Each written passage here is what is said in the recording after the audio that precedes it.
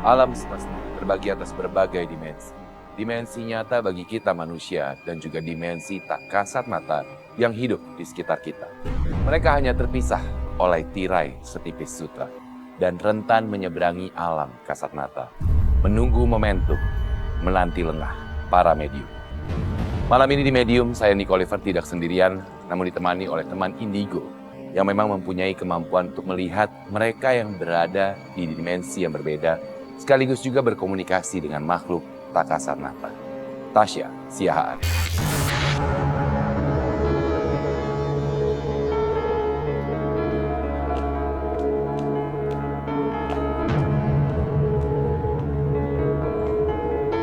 Selain Tasya, saya juga ditemani oleh seorang penggambar astral, Ervan.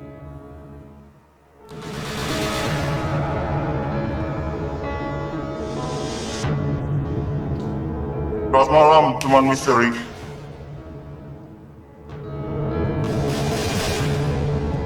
Tasya, Ervan, silakan duduk.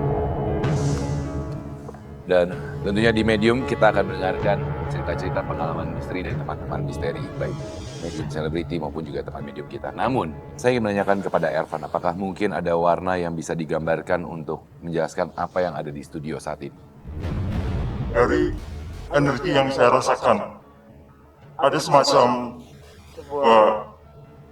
kesedihan. Baik. Kalau Tasya?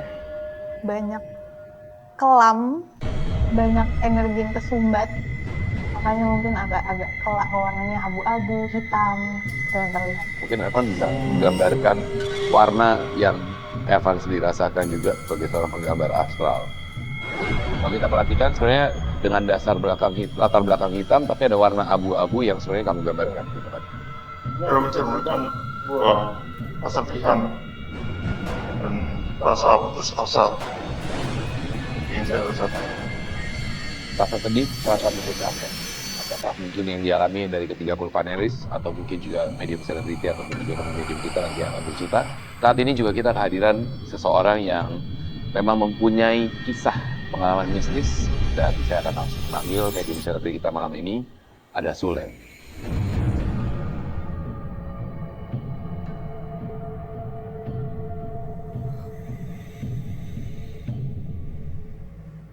Selamat malam. Malam, Sule. Terima kasih sudah bergabung. Boleh sebelah sini, silakan. Baik. Kang Sule, silakan duduk. Tasya, Ervan, teman-teman panelis silakan duduk. Kang Sule, terima kasih sudah bergabung di Medium malam ini. Sama-sama. Dan juga memang tadi sebelum mengundang Kang Sule, saya sudah menjelaskan bahwa Kang Sule pada malam hari ini akan memberikan cerita pengalaman mistis. Apa yang dialami di rumahnya. Ya kan? Tapi mungkin sebelum Kang Sule bercerita, saya akan mengajak untuk menyaksikan ada beberapa foto dan juga video yang Kang Sule sudah kasih kepada tim Medium ya. Kita akan sama-sama saksikan berikut ini.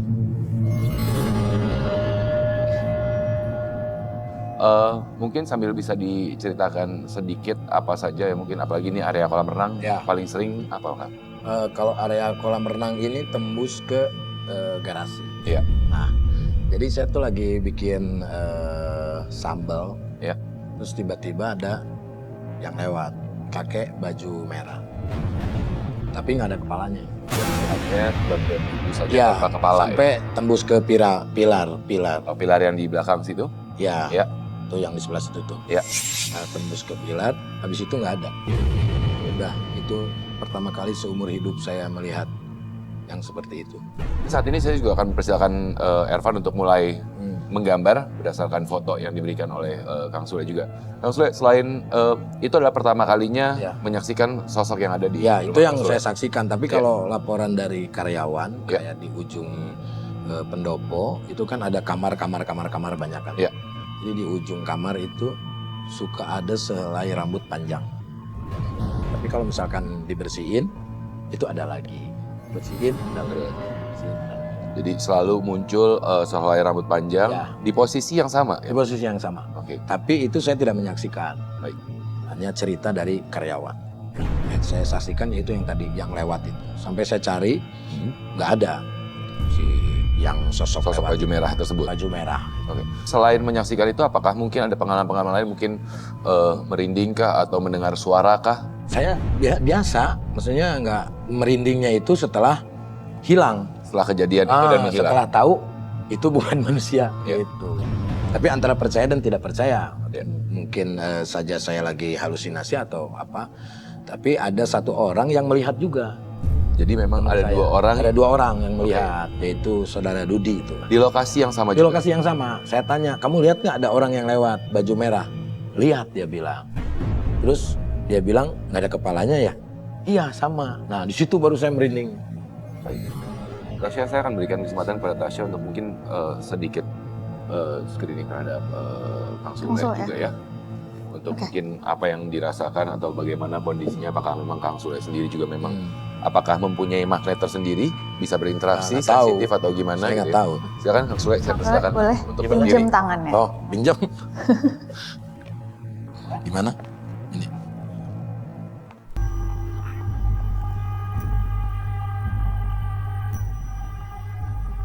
Perempuan yang di rumah Kang Sule yang ada di tangga. Jadi udah di dalam rumah, tangga. Sebelah kiri tangga ada lukisan. Itu nggak bisa dibuang. Karena itu bawaan dari Kang Sule sendiri.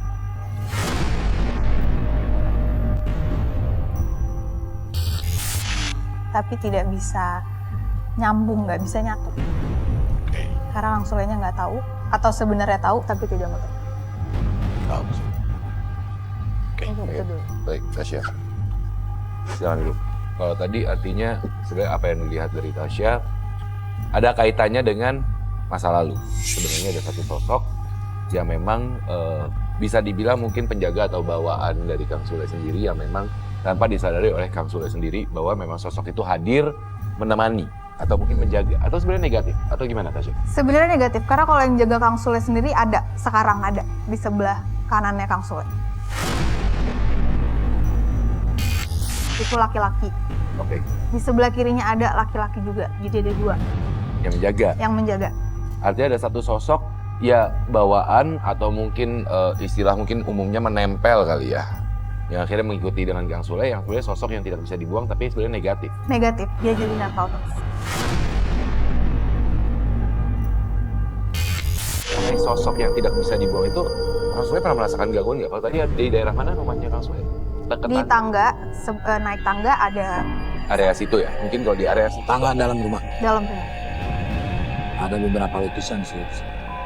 Maksudnya, tapi Kang Sule sendiri pernah merasakan, karena kadang-kadang kalau misalnya berdasarkan apa yang disampaikan oleh Tasya, bahwa ini adalah energi negatif dan sosok tersebut memang berdiam mengikuti Kang Sule, biasanya kan dia akan memberikan sebuah usaha untuk berkomunikasi atau juga mengganggu. Kang Sule sendiri pernah merasakan itu atau mungkin Biasa aja sih. Biasa aja. dan mungkin Kang Sule juga tidak sadar akan kehadiran itu, akhirnya tidak jadi cuek dengan apa yang dia berusaha komunikasi ya.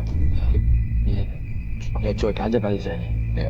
Nah, sedangkan si perempuan merah tanpa kepala yang di antara kasusnya itu sendiri nggak?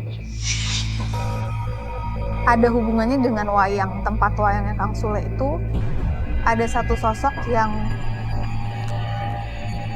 kupingnya lancip dan dia ini kayak menyuruh perempuan-perempuan tadi yang Kang Sule lihat ada yang tanpa kepala, ada yang kebawa tadi, itu jadi makin negatif semua.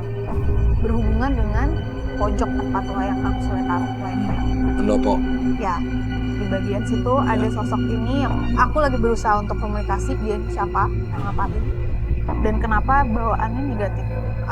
Rumahnya Kang Sule tuh panas banget, auranya tuh panas dan gak bagus. Tapi kalau dari Kang Sule sendiri, Kang Sule tuh hitam auranya.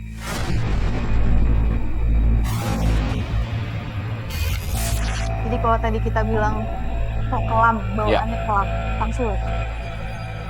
Tapi sebenarnya sosok tanpa kepala itu berdiam diri di rumah itu. Berdiam diri. Tapi kemudian ketika dia berusaha berinteraksi atau mengganggu Kang Sule, sebenarnya adalah sosok itu diarahkan oleh yang berada di area wayang. Ya. Dan kita ketahui. kepala merah ini nggak bisa masuk. Ya. Jadi dia tidak Dia hanya bisa di area masuk. luar. Ya. Kan sudah selesai menggambar ya. Bisa ditunjukkan ke kamera mungkin. Oh, kita bahas dari tahun dia ada kolam renang. Ya, ini area kolam renang yang tadi Kang Sule ceritakan. Jadi dia bilang kayak jelam merah. Oke. dia sering mondar-mandir di area tersebut. Sule, mungkin kalau misalnya Kang Sule bisa melihat juga, ya. Ini adalah sosok dari yang merah ya. Ada satu lagi. Ini. Enggak pernah ketemu saya. Ya. Tapi ini bukan bentuk sosok wayang ya sebenarnya ya. Bukan. Mungkin dia jin, Jin. jin ya. Maksudnya dia adalah energi yang berada di dalam area wayang. Tapi pertanyaan saya, apakah ini sosok jin yang memang mendiami mungkin salah satu wayang? Enggak. Koleksi Kang Sule? Bukan. Tapi dia hanya berdiam di Iya. area. Karena itu memungkinkan. Jadi kalau udah ada banyak barang mati di situ, Ya. memungkinkan dia untuk diam dulu di situ sebentar, nanti keluar lagi. Tapi auranya buruk banget. Dan sosok inilah yang memerintahkan sosok-sosok lain yang ada di rumah Kang Sule. Sehingga akhirnya pun juga tadi Tasya telah mengatakan bahwa secara tidak langsung aura rumah dari Kang Sule pun menjadi panas. Karena memang ada beberapa energi-energi negatif yang berdiam di sana dan kemudian dan Kang Sule mungkin pengalaman-pengalaman lain. Ya ada kayak misalkan kalau tengah malam pulang gitu ada kayak orang ngobrol kayak orang pojok kamar tapi ada itu udah biasa lah Ya. jadi udah gak ada rasa takut udah ya santai aja lah. Karena kadang-kadang ketika kita berada di rumah kita merasa bahwa itu adalah area teritori kita. Ya Sehingga ketika ada energi-energi Betul. negatif yang terjadi, kita biasanya malah bersifat cuek ya, terhadap hal tersebut. Itu mungkin yang akhirnya memang apa yang sudah dilakukan oleh Kang Sule selama ini. takut sih manusiawi lah Iya. manusia Wajar. takut wajar tapi sedikit saya manusia ya paling sambil berdoa. Ya, betul. Ada satu gambar juga yang akan digambar oleh Ervan. Ada Adalah sudut yang menarik perhatian saya. Itu ada hanya lukisan di cat wayang-wayang Indang. Kalau dari yang saya lihat ada seorang nenek-nenek. apakah ini sosok energi yang tadi Tasya katakan atau sedikit sosok yang berbeda? Beda. Energinya negatif, menjaga atau bagaimana? Menjaga. Menjaga. Kalau dari yang saya lihat, dia seolah menetralkan area yang di wayang itu. Jadi ini deketan ya posisinya. Area wayang dan nenek ini cuma sebelahan posisinya dia. Sebentar ya, aku agak terganggu sama yang masnya yang di pojok paling kiri, paling Kenapa? atas. Ya. Kenapa Tasya? Ya. Yang di situ? Iya, Pada kita? betul. Kenapa? Masnya ini... Ya. Bentar kan. Mas, boleh turun sebentar. Jadi dari tadi di sebelah masnya ini ada perempuan. Dari tadi aku lihat dia tuh linglung aja kayak pikirannya kemana-mana. Oke. Tapi selalu ada satu perempuan di sebelahnya. Ini perempuannya ada di sini. Terus-terusan nempel ke kamu. Kamu pernah... Ini sebenarnya bukan salahnya dia ya. Kamu pernah jalan, nggak sengaja kebawa dia. Dia seneng aja sama kamu. Namanya siapa, Mas? Dekat. Oke. Belum. Sosok perempuan menempel. Menempel. Oke. Dari luar. Ini udah Jadi- sama kamu lama. Udah sebulan lebih.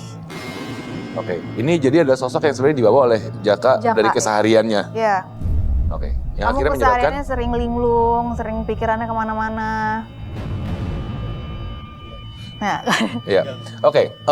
Apakah cuman karena dia melewati wilayah tertentu atau dia melakukan sebuah kesalahan mungkin seperti kadang-kadang ada orang yang buang air kecil sembarangan gitu kan. enggak, kamu ngelewatin jalan tapi kamu lagi marah sama orang, kamu mengumpat. Emosi dia yang akhirnya menarik menjadi magnet. Emosinya jadi magnet. Ini perempuan selalu gangguin kamu, mungkin suka mimpi nggak? Kenapa? Suka mimpi. Ya. Didatengin perempuan. Pernah tapi? Selama 1 bulan ke belakang? Iya. Itu perempuan ini. Seneng sama kamu.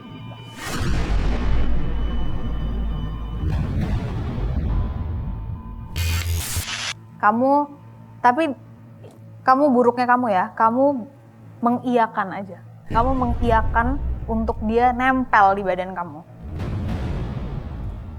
Jadi sosok perempuan ini negatif untuk Jaka? Negatif banget. Negatif banget? Sekarang ada di samping. Iya, mau ngomong. Jaka, pertanyaan saya, kamu sebulan terakhir artinya merasakan hal-hal yang tidak mengenakan untuk diri kamu? Sering badan sering lemas. Baik. Oke, pertanyaan saya, kamu tetap mau sosok perempuan ini ada atau tidak di sebelah kamu? Pengennya dihilangin. Kayaknya dihilangkan. Oke. Tasya, sebenarnya apa yang perlu dilakukan oleh Jaka untuk supaya perempuan ini tidak tertarik lagi sama dia? Jangan terbawa pikiran linglungnya kamu. Kayak tadi saya lagi ngomong di sini, kamu tuh pikirannya kemana-mana. Sebenarnya dia ngomong di sebelah kamu. Kosong. Ya, Oke, itu adalah salah satu cara yang bisa dilakukan oleh Jaka sehingga akhirnya perempuan itu juga akhirnya tidak tertarik lagi dan akhirnya memilih untuk pergi dari Jaka. Oke? Oke. Oke, Tasya. Siap. Baik. Makasih. Jaka, terima kasih.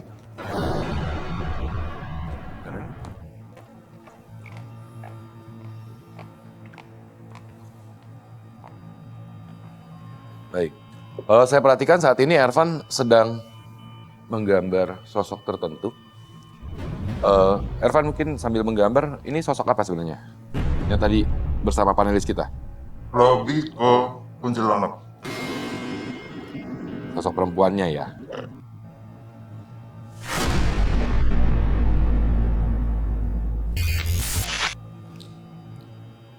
Oke. Perempuan dengan lidah menjulur dan dia emang suka dengan auranya Mas yang tadi. Mas Jaka tadi. Oke. Jadi sebenarnya gini, ini adalah sosok perempuan. Ya. Sosok perempuan, tapi mempunyai ya ciri khas dengan rambut panjang dan segala apa. Tapi sebenarnya tadi Ervan sempat mengatakan bahwa dia tertarik dengan auranya, begitupun juga Tasya ya sebenarnya. Dan sebenarnya tadi sempat kita bahas juga dengan Kang Sule bahwa sosok-sosok yang ada di rumah Kang Sule pun juga sebenarnya akhirnya tertarik dengan energi yang ada di lokasi dan akhirnya memberikan energi-energi negatif. Sosok perempuan ini siapa? Sosok nenek ini siapa sebenarnya? Ini dari keluarganya Kang Sule sendiri, jadi leluhurnya yang menjaga. Oke. Jadi artinya memang garis keturunan Kang Sule. Iya, keluarga Kang Sule. Baik. Jadi sebenarnya bisa dikatakan bahwa energi dari seseorang ataupun energi dari suatu tempat bisa mempengaruhi keberadaan ataupun juga sosok-sosok yang mendekat dengan kita. Iya. Seperti itu ya? Iya, semakin satu ruangan atau satu orang itu negatif, panas, makin banyak yang masuk.